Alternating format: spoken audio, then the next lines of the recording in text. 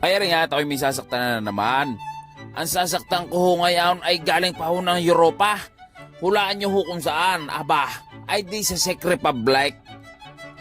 Itago ng hulaan natin ang pangalan ng aking biktima sa Pusan Laog. Ay sa madaling sabay, ang gusto kong ipagawa sa akin ng biktima ay portrait ho ng kanyang ama't ina. Ay sa dali ko rin naman kapulong. Aba, ay di sabi ko sa aking kliyente ay sige. Ay di sa madaling sabay, winisikan na ho ng alcohol para natatanggal ang 99.9 ng libag at bakterya. Tapos, kinalos ko sa naho ng bida. Sadya naman kahit galing ka pa ng Europa ay hindi ako naniniwala na wala kang libag. Pag ho kayo'y maliligaw, maghihilod rin, hindi ho yung buhos lang ng buhaws.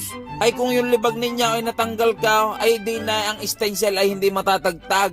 Areho ang Black Magic Stencil Solution na galing ho sa Osus Tattoo Supply. Sadya namang napakabagsik umapait, mahiya mo'y talaba, patay na ay nakakapit pa. Abay tama na ang kiss guys at ikapit mo na agad ang stencil. Ay pakitahin na agad ang ebidensya at baka sabihin ng mga manonood ay niyayabang ko sila. Ayaw! Ay tangina Miles! Ay sit upin agad ang lamesa at baka mainip ang mga manonood. Ay maraming salamat ho Osus Tattoo Supply sa pagbusog ho ng aking lamesa. Ay di sa madaling sabay ipinakita na ho ang setup ng lamesa at saka ho rin pogi na biktima. Ayaw! Ay di arin na nga at papaguhitan na ho ng isang mga tikatay. Unang guhit, punait. Sa padalawang guhit, lasa ko'y tiko mampuwait. Ay di arin na nga. Paghuga na rin, ang inuuna ko sadya ay yung parteng ibaba. Para ho ang stencil ay hindi ho mabura. Pero ho sa buhay, ang inuuna ko sadya ay ang aking pamilya. Gawa nga ho, sila ho ang pinakamahalaga. Ay gaya ho na rin gagawin ho natin ngayon. Ay di ba ho rin amat ina na sir? Ay sa halip daw na ang ipatato niya ay mga dragon, mga tribal o kaya yung mga demonyo. Aba ay ano bang uunahin? Siyempre ang pamilya. Gaya ho nating lahat, pag ho tayo wala pang anak at asawa, ang inuuna natin sadya ay ang ating ina't ama. Gawa nga ho, sila ho ang pinakamahalaga. Ay sa tunay laang, nung dumating din si Sir ay hindi na ho kami nagtanungan. Hindi ko na inusisa kung bakit ang ina't ama niya ang kanyang ipapagawa. Alam ko naman ho ang dahilan na aray ay yun ho pagmamahal niya sa kanyang ina't ama. Aray ho ang sumisimbolo sa kanyang pasasalamat. Ay doon ho sa mga hindi ho nakakaalam, ang bida nyo ho ay meron ho ring mga gayang tataw. Ang kaso niya ho hindi ho portrait. Pangalan lang ho ng aking ama't ina. Ay aray ho at ipapakita ko sa inyo. Pasensya na ho kayo sa akin litrato ha, ayan ho'y lumaluma na.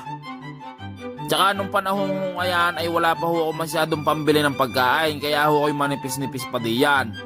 Bale ayan ho nakatato sa magkabilang baraso kaw, pangalan ho ng ina kaw, tsaka ho pangalan ng ama kaw. Ay alam nyo ho kung bakit? Aba, ay di ba nga sabi ko sa inyo, ang pamilya ho ang pinakamahalaga. Ay nung mga panahon ho ngayon ay wala pa ho akong asawa at anak, kaya ho sila ho ang aking unang ipinagawa. Tsaka doon ho sa mga ngayon lang ho magpapatataw, yung kahit isa'y wala pang nakatatak sa katawan nila, ay areho ang maipapayo ko sa inyo. Ang una nyong ipatataw ay larawan o pangalan ng ama't ina ninyo para hindi ho kayo magarutay. Aba, ay pangalan na nilang ipapatataw, tapos ikaw imumurahin pa, aba, ay kay naman. Pero ho sa tunay, ang ina't ama mo sadya ang may karapatan na manghusga sa iyo, tsaka pagalitan ka ng tunay.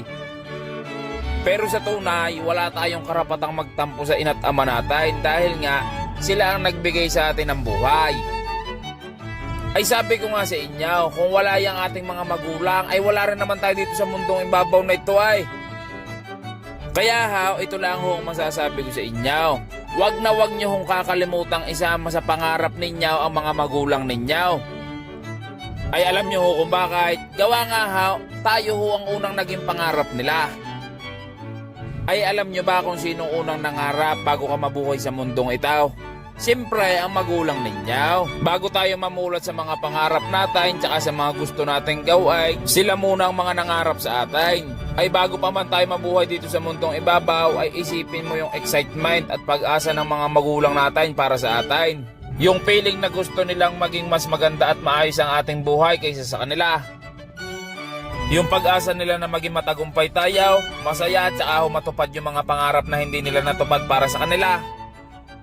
Kaya naman mga gilew, habang busy kayo sa pagtupad ng mga pangarap ninyo, ay huwag niyong kakalimutan ng magulang ninyong isama sa paglalakbay ninyo. Huwag niyong kakalimutang ishare sa kanila ang mga achievements ng mga natatanggap natin, maliit man o malaki. Ipakita natin sa kanila na sulit ang kanilang paghihirap at pagsasakripisyo para sa atin. Hindi lang dahil meron tayong utang na loob sa kanila. Dahil sa tunay, gusto ko rin naman sadyang makita ang mga magulang ko na proud sila. Hindi lang magulang ko, pati na rin ang mga magulang ninyo, magulang natin lahat.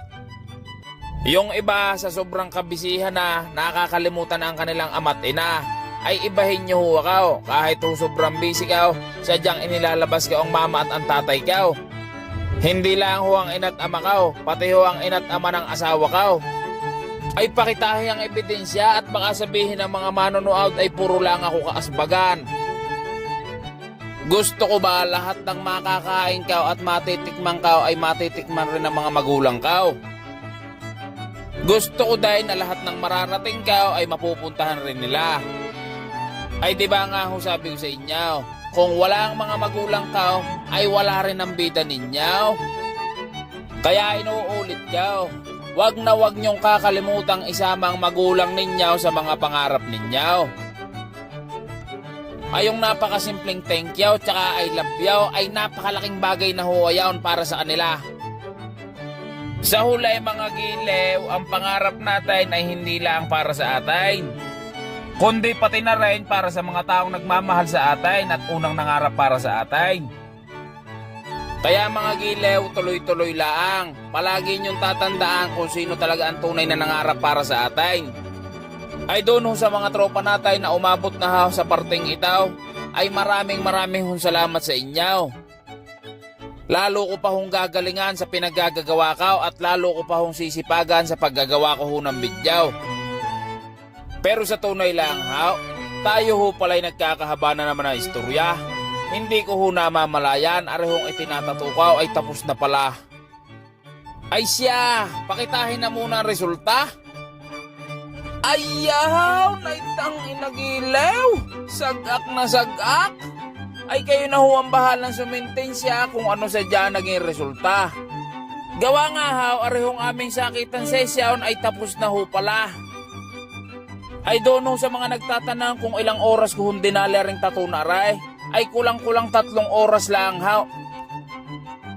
Pero sa tunay lang ay may karugtong pa ho ang video na ito. Ay abangan nyo na lang ho ang ilalabas ko na part daw.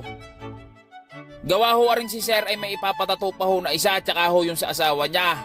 Ay doon ho sa mga may katanungan ay pwede nyo ho akong i-message din ay sa aking bagong Facebook page. Arehong unang guhit punait ni Aldo Nanay. Ay baka ho may napapaibig sa inyo. Available na rin ho ang unang guhit punait clothing ni Aldo Nanay. Ay tang inagilew. Ay siya. Ay ano pang gagawin? Ay pasyalan nyo na lang ako din sa aking tatuan din sa Lian, Batangas.